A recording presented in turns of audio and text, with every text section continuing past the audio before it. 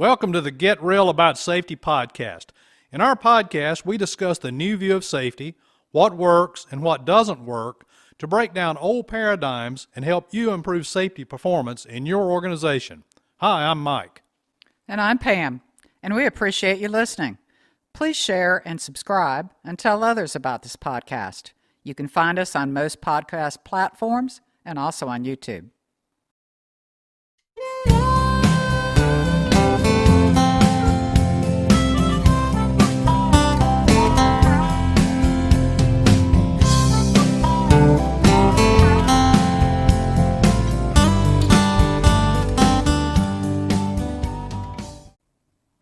Hey folks, how's everybody doing? Hope you're doing good. It is October 23rd, and it's been a few weeks since we've done a podcast. I'll tell you, we have been really busy. It's kind of funny because a while back when the COVID thing first hit, we were pretty much shut down for a while, but we've been able to successfully convert most of our services over to virtual services. So we're doing tons of Zoom training, we're doing tons of consultation, we're doing safety culture progress reviews, just a lot of different things that we do in our company. We are doing those all now virtually. So I hope everybody else is doing really well, hope everybody's surviving this thing, and hope that it gets better really soon. Today we're going to tackle the gorilla in the room, culpability. By the way, say that 5 times as fast as you can. Culpability. Yeah. How about this one? Red leather, yellow leather. Red leather, yellow leather. Say that 5 times really fast. For those who are interested in implementing human performance in your organization, one of the biggest stumbling blocks to being able to effectively integrate and sustain human performance in your organization is the topic of culpability. Integrating HP principles into your operations requires that management responds appropriately to failure. It requires developing a culture of fairness, equity, and procedural justice when errors occur or when someone breaks a rule or a procedure. Unfortunately, in the old view traditional crime and punishment model of safety, everything is usually treated as a violation. The default is to typically blame and punish or retrain the worker. We call it the blame, shame, and retrain model. The problems with this approach are obvious. Since most errors and at-risk behaviors are actually induced by the operating system itself, placing blame on the workers is counterproductive. It leads to worker disengagement, resentment, underreporting, and workers fabricating information during accident investigations out of a necessity to protect their paychecks and their families. Even worse, it leads to ineffective analysis of events, which in turn leads to misdirection of resources and ineffective defenses or corrective actions. Organizations tend to waste a lot of money on defenses that have little to nothing to do with what actually led to the failure.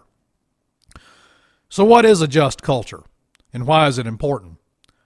A just culture is an error-tolerant, learning culture that encourages people to report mistakes so that error traps, error precursors, and underlying organizational weaknesses can be better understood in order to fix the system and to build more effective defenses. In a just culture, we are continually learning and designing safer systems. It's important simply for the reasons we've already discussed. The old crime and punishment model simply doesn't work. Now, it may work when it comes to some egregious, willful violation, but those honestly are quite rare. Without an environment of trust and error tolerance, it is not possible to learn how and when errors occur and to learn the deeper system issues that need to be fixed. Learning is key to an effective safety culture. We can't punish our way to safety excellence. It's not possible for a punishing organization to also be a learning organization. When one is punished for a human error or punished for system-induced behaviors, it simply guarantees they will never tell us about it again. As Sidney Decker says, you can blame or you can learn, but you can't do both. Take your pick. Now, some organizations claim to have a learning culture when in fact they do not. Some simply cannot get past punishment as a default. As a result, they never really learn from the perspective of the workers how their decisions made sense to them at the time, given the complexities and complications of doing the work. And what they get is lip service from the people doing the work. This really highlights a huge issue in that management often wants to know what's going on, but they can't handle what they hear. They can't handle reality. These organizations don't have a learning culture, and quite frankly are not culturally mature enough to go down the road of human performance. Earlier, I mentioned that understanding culpability is one of the biggest stumbling blocks to human performance. Some managers cannot get past the fact that every deviation is not a punishable offense. This has been ingrained in the mind of managers and supervisors forever, and it is a difficult thing for some to change their mindset. And it's not their fault. We in safety have taught them that. And that's because most safety people have been taught that as well. If you think about how most people entering the safety field are trained, it's around OSHA. OSHA is a law enforcement agency. It's their job. So with them, everything is a violation without looking any deeper into the underlying reasons. As a result, most safety programs are based around a law enforcement crime and punishment model. So for you, those forward-thinking safety professionals and forward-thinking managers trying to institute the new view, this will be one of your biggest challenges. So what is culpability? You can define that as the degree of blameworthiness that one deserves based on their actions. There are different degrees of culpability, and as a result, each one requires a different response. In HP, there are 4 areas we have to be cognizant of, and that is system-induced error, system-induced behavior, human error, and then culpable behavior. System-induced errors and behaviors require fixing the system. It's not productive to punish a worker for things that are system-induced, and in fact, it just simply causes them to disengage. For example, violating a rule or a procedure can be system-induced. Often a procedure does not match the work because they are written by people who are very smart, but they've never actually done the work. When workers are given a flawed procedure, but are put under production pressure to get the work done, often they will ignore the official procedure and come up with their own procedure, which usually works, by the way. Punishing the workers because management gave them a screwed up procedure is unfair to the workers, and it fixes nothing. And in fact, blaming the worker fixes nothing. Human error is not at all blameworthy. As we've stated many times in our training sessions and podcasts, human error is not a choice. You can't punish or train someone to not forget. You can't incentivize someone to not make a mistake. As a result, we have to accept that human beings will make mistakes and design systems that control the consequences of when someone makes a mistake, not if. Because as long as they are human beings, they will make mistakes. It's part of the human condition. So now that leaves us with culpable behaviors and determining the degree of culpability. Some behaviors are coachable, and some, albeit they are very small in the big scheme of things, are punishable. So before we go any further, we need to talk about something. Let's not kid ourselves. While most behaviors certainly are not culpable, there are a small number that do exist. I mean, let's face it, that's why we have prisons. That's why we have jails. There are times when someone simply breaks a rule because they are disgruntled or they just simply have a bad attitude.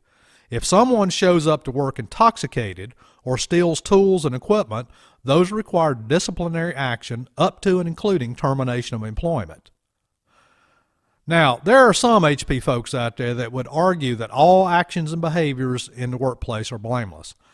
I would argue that when egregious acts are allowed to go unpunished, it sends exactly the wrong message to the other workers and can actually harm the culture.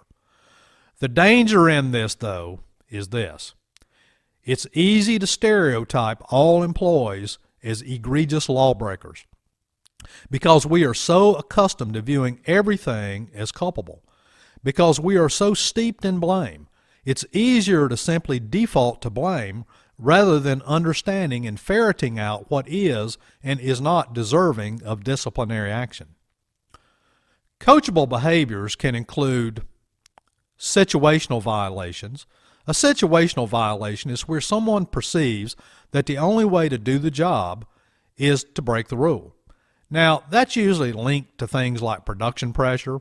This is where maybe you see a worker stand up on the mid-rail of a scissors lift, and the perception, though, is that they have to get the work done. They're under a lot of time pressure. They don't have a lift long enough, and so it's only going to take a few minutes to do the job, so they step up on that mid-rail for a few minutes.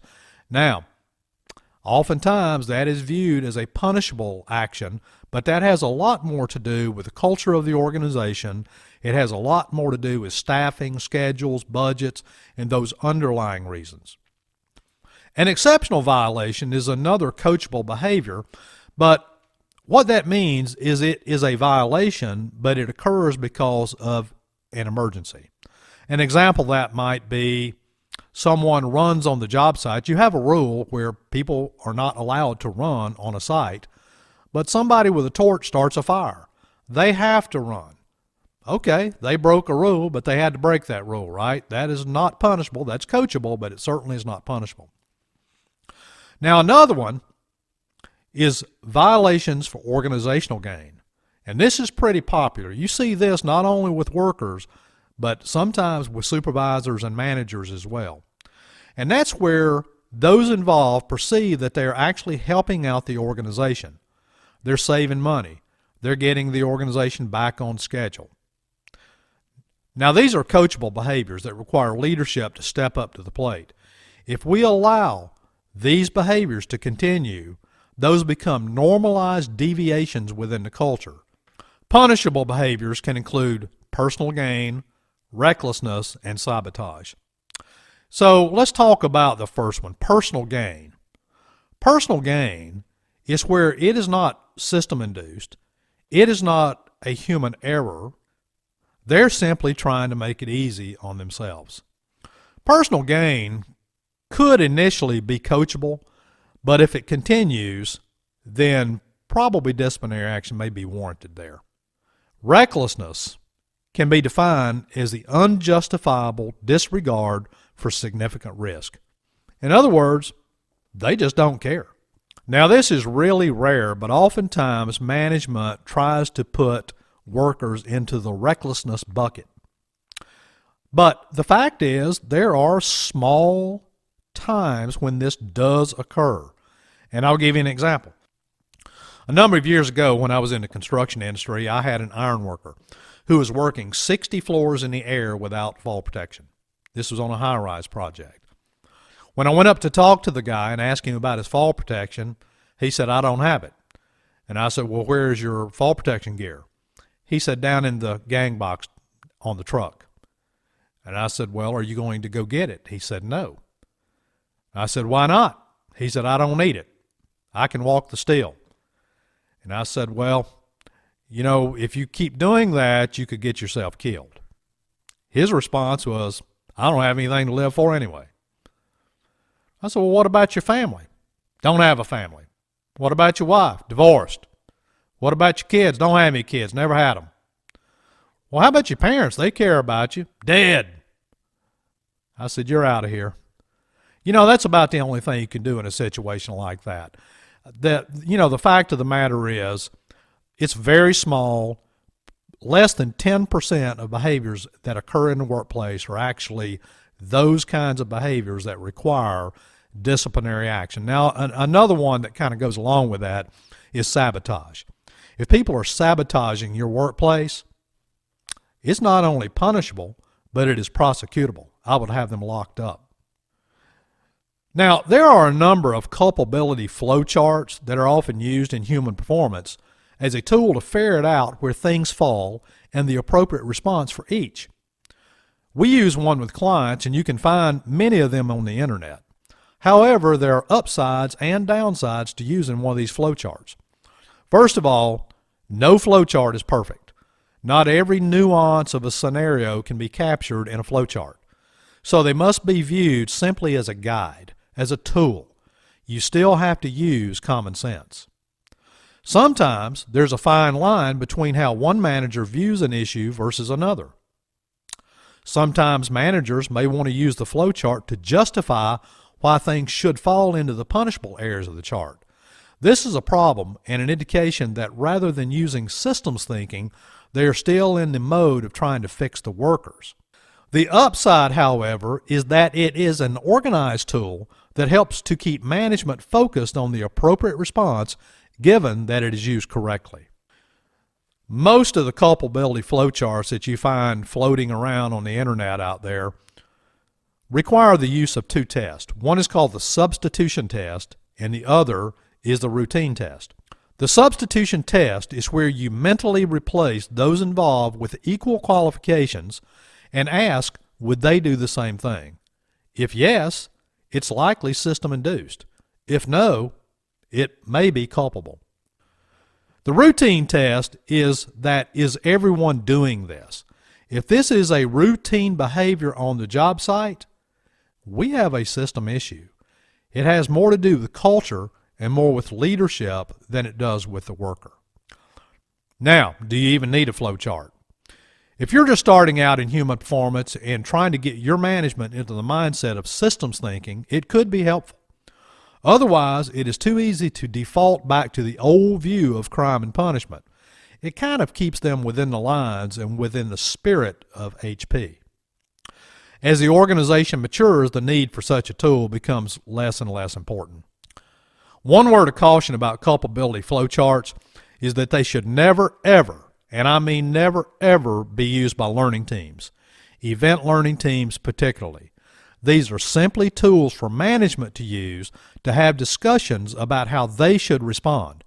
If the flowcharts are used by learning teams, it will quickly destroy the ability of the teams to be neutral, non-biased, and the ability to truly learn. The job of the learning teams is to capture the context of the event, not to judge. Another way to look at culpability is to simply determine if the action or behavior was intentional or unintentional. If it was unintentional, it is either human error or system-induced. If it was intentional, it could still possibly be system-induced, or it could be culpable. Not perfect, but it pushes you a little closer to understanding the appropriate response. Now, all this said, determining culpability is a sticky issue, and most organizations are not very good at it. There's no jury of peers, there are no appeal processes, and you have to also consider who's making this determination. What are their qualifications and motivations for the determinations made? Often it could be a safety person who gets upset because someone broke their rule, or a supervisor who had a relationship issue with a worker and uses it as retribution. While we're on this topic, let's briefly discuss the difference between what Sidney Dekker refers to as retributive justice versus restorative justice. These are critical to developing a just culture, or a culture of procedural justice. Retributive justice is where someone wants to get back at the offender for any number of reasons. A common one is punishing the worker because they, quote, hurt the company's recordable rate by having an injury. Or they get mad at the worker because they accidentally skipped a step in a procedure and caused an operational upset. Restorative justice is different. It is where the organization realizes that retribution is non-productive and actually harms the culture. They realize that in most cases there are many system issues at play. They also realize that those involved in an event may also have needs that are unfulfilled by the organization. In bad situations, workers involved may feel bad themselves about what occurred and may blame themselves, when in fact it may weigh more heavily on the side of management not living up to its own obligations for training, leadership, or providing easy access to tools, equipment, and personal protective equipment. While we're on this subject, let's talk about one more gorilla in the room. Often those attending human performance introductory sessions for the first time become concerned that HP is about taking away personal responsibility from the worker. They will usually state something like, "This is a get-out-of-jail-free card for the workers." Let's be clear. It is not in any way taking away personal accountability. It's simply a way of balancing accountability and creating a system of fairness so that workers are not punished for things they have no control over, like schedule, budget, staffing, but they are held accountable for things that they can actually control. Well, that's it for this episode. Hope you found it informative, useful, and value. Kind of short and sweet, but it's a really important topic, and it is a huge stumbling block, and you will encounter this. When you're out training people around human performance, you will get the old get-out-of-jail-free comments. We also have to remember that our managers have been trained around the old paradigm, and it is easy to default back into that old paradigm. So we constantly have to keep them focused on the principles of human performance, the pillars of human performance, and keep them focused on a just culture. If you haven't already done so, please subscribe and click the bell for notifications of new episodes that we post every week. At least most of the time. Here lately we've been a little bit slack just because we've been so busy, so we've gone a couple of weeks without posting something. So until next time, have a great day and go out and save a life.